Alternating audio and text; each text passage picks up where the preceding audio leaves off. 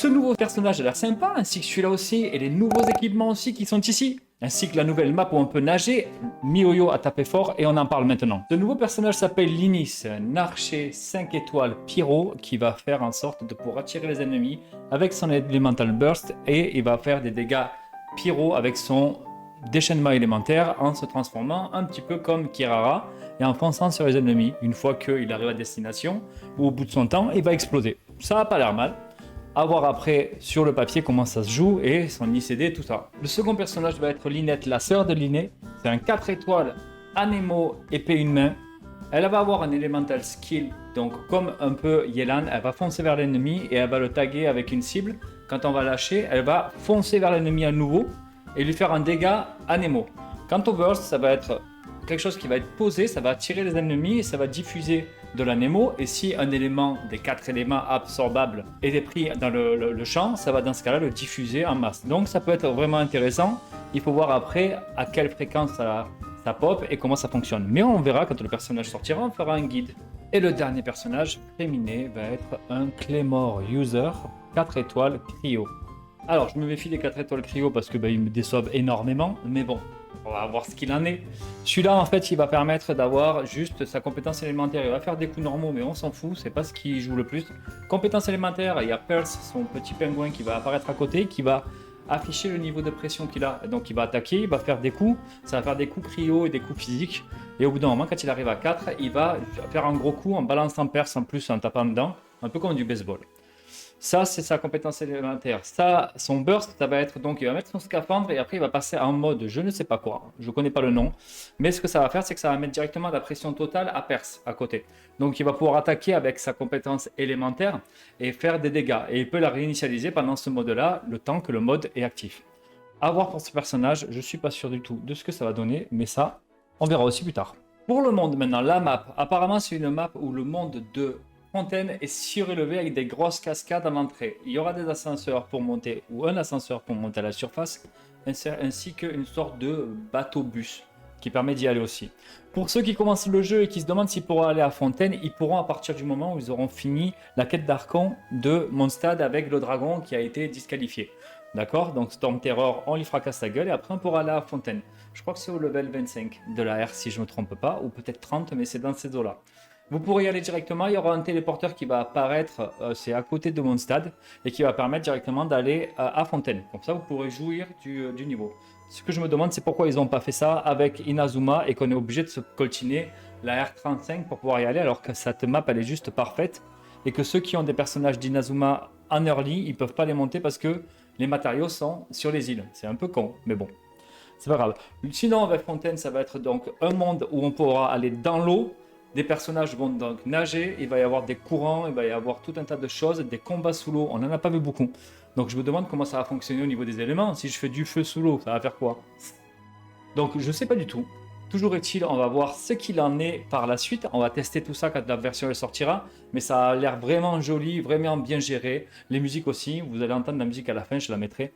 Mais ça a l'air vraiment juste sublime. En plus de ça, il y a 2 sets d'artefacts qui arrivent parce qu'il y a des donjons et des boss. Regardez. Le premier, il est assez magistral et surtout pour Utao et pour ceux qui ont des attaques chargées et normales. On va parler donc du set de chasseur de la marée chaussée. Il apporte quoi? Il apporte donc des dégâts d'attaque normale et chargée de 15% en plus avec les 2 pièces. C'est le 4 pièces. C'est lorsque les énergies du personnage bougent, que sa vie elle change. Il va y avoir son taux crit qui va augmenter de 11% pendant 5 secondes. Ça peut être cumulé jusqu'à 3 fois maximum. C'est-à-dire qu'on peut monter jusqu'à 33%. Donc, comment dire que sur Utao par exemple, ou il y en a qui disent Xiao, mais c'est d'attaque normale et chargée, pas les plongeantes. Donc, Utao principalement, il risque de vraiment jouir de ce putain de set. Ça a l'air pas trop mal. Le second set est Troupe Dorée. Alors celui-là, il est pas mal aussi. Ça augmente les dégâts de la compétence élémentaire de 20%. Et lorsque vous avez le 4 pièces, ça augmente encore de 20%. Et si le personnage est dans l'équipe mais n'est pas sur le terrain, ça va augmenter les dégâts de 20% encore supplémentaires. Et ça finira 2 secondes après que le personnage revienne sur le terrain, si j'ai bien compris la description. Ça a l'air pas trop mal, surtout pour tous les personnages qui ont des dots qui sont posés comme Fischl, Yaimiko et tout ce qui fonctionne avec la compétence élémentaire qui est posée, qui peuvent être off-field. Ça a l'air pas mal sur les papiers. En tout cas, moi, je kiffe tout ça. C'est la hype. C'est la hype. Vraiment, cette version, c'est la hype. De la nouvelle fraîcheur pour le Battle Pass 5 armes en plus qui arrivent enfin. Je les avais toutes level max. Ça me gonflait en fait parce que j'utilisais des armes en double. Maintenant, on pourra avoir ces nouvelles armes qui apportent apparemment pas mal de taux crit et des choses un peu autour de ça. Je vais faire une vidéo spécialement sur ces nouvelles armes bientôt. Elle sortira d'ailleurs ce week-end normalement. En attendant, ce week-end, c'est parce que là, on est vendredi et il vient juste d'avoir la diffusion du live de MioYo. Mais je vais en parler et ça en fait c'est très bien pour vous parce que lorsque vous allez commencer le jeu et que vous aurez des Battle Pass, vous aurez des armes qui sont peut-être plus adaptées aussi pour mon stade. On va voir ça tous ensemble pour les débutants aussi. Concernant les phases des bannières, la phase 1, la bannière ça va être donc l'inné avec son arc donc en arme et ainsi que le rerun de Yelan. Yelan Masterpiece, hein, c'est du Shinshu++, mais avec l'inné on va voir l'inné. Il faut voir son arme aussi, je ne sais pas du tout finalement, j'ai vu un peu comment elle était au niveau de son kit là pendant la vidéo et je me demande toujours à quoi ça va correspondre, à voir, à voir. Par contre son arme elle est très niche, très pyro, très mono-pyro même. Plus il y aura d'éléments pyro dans l'équipe, plus son attaque elle montera. Et moins il y aura d'éléments pyro dans l'équipe et plus en fait sa vitesse de déplacement augmentera. Alors quand j'entends vitesse de déplacement, moi, à part s'il a un buff qui fait que quand il court plus vite, il tape plus fort, je vois pas l'intérêt. Mais bon, ça c'est à voir. Il faut analyser aussi. Seconde phase, il y aura Tartaglia et Zhongli. Donc Zhongli, il est bon, c'est un archon, donc ça il faut les avoir les archons. Il a des boucliers, mais pensez qu'il y a Baizu qui est relativement puissant en heal. Il heal comme un enculé, on va dire ça comme ça. Hein. Et surtout en fait, si vous l'orientez vers du shielding en plus, c'est une bombe. Et ça C1 aide énormément parce que lorsqu'il balance sa compétence élémentaire, ça heal la moitié de la vie de tout le monde. Et comme moi je l'ai eu C1 sans faire exprès, et bien quand on envoie un second, en fait tout le monde est healé avec juste la compétence élémentaire. Donc il est énorme, il est énorme. Donc à voir si vous voulez en fait l'archon géo ou si vous souhaitez attendre que Baizu revienne. Ça peut être pas mal. Quant à Tartaglia, il est bon pour les nukes et c'est un bon driver DPS hydro. Donc vous pouvez l'utiliser aussi, ça peut être pas mal. À vous de voir, c'est un personnage qui est prisé, que beaucoup de personnes aiment. Donc voilà. Les boss, de nouveaux boss qui arrivent. Donc ça va être pour monter les personnages, hein, on loupe pas. Donc il va y avoir en fait les deux robots qui dansent, les deux mechas qui dansent, ça a l'air génial, ça a l'air super bien joli. Ils attaquent à deux en faisant des sortes de trucs harmonie et tout ça, danse. Ça peut être sympa. Et à côté de ça, il y a le crabe de Vaiana qu'il faut aller dégoter là, un truc bien pyro qui crache bien du feu dans sa caverne sous l'eau. Donc voilà, lui on va l'allumer avec de l'hydro, hein, vu qu'on est dans le monde hydro, pourquoi pas. Et en fait, comme ça, il fermera sa bouche. Mais ça a l'air des boss qui sont relativement cool et bien animés. À voir les musiques et tout ça, mais bon. On va finir avec les événements. Il y a un événement majeur, ce sera le Mega Mecha Melee. Donc celui-là, en fait, c'est un événement dans lequel sachez que vous allez gagner Bennett. Donc c'est une masterpiece pour votre box. Si vous ne l'avez pas, c'est maintenant qu'il faut l'avoir.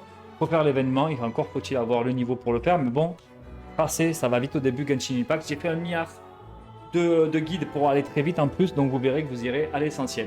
Et donc en fait, dans cet événement, il va y avoir donc des combats, il va y avoir des poursuites sous l'eau. Vous aurez une sorte de Guitar Hero avec un robot qui tape, il faut calibrer correctement comme dans Guitar Hero, hein, donc du coup quand les choses vont passer, il faudra taper dessus. Vous allez voir en fait, ça a l'air sympa. Ça change un petit peu en fait de ce qui se faisait d'habitude. Il y aura aussi de la collecte des plantes spéciales dans la contrée de Fontaine ainsi que la ville. Il va y avoir de la photographie de certains animaux, on connaît un peu ça déjà. Ça diversifie, donc c'est pas mal. Et donc il y aura aussi bien sûr les lignes énergétiques avec les rewards x2. Ça, il y en a tout le temps, et voilà. Sachez qu'au level 25, lorsque vous aurez fini, vous aurez un peu comme Barbara, une bannière qui va apparaître et qui va vous dire « Vous avez Linette gratos ». Et oui. Donc ça c'est très bien parce que moi en fait de Linné et Linette, je suis limite plus intéressé par Linette.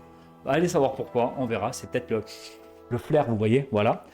Pour le choix des équipes, ils ont changé, il y a plus de barres de chargement normalement et en plus ils ont changé l'aspérité. Les personnages ont des headers spécifiques et donc du coup c'est beaucoup plus épuré, c'est tout blanc, c'est sympa, ils ont tous des super des animations qui déchirent, franchement ça avait l'air super bien sur le papier. Et pour finir, la map a été donc mise à jour. Là on a vraiment les niveaux inférieurs qui apparaissent parce que c'était vraiment la galère pour essayer de s'y retrouver dans le désert de Sumeru avec les antiquités égyptiennes. Là ça devenait fou, il y a des coffres partout et en fait on ne sait jamais par où on est passé avec les labyrinthes. Mais là en fait avec ce système de cartes c'est juste trop bien. Moi je suis hypé, j'adore l'exploration dans Genshin, donc du coup c'est au top.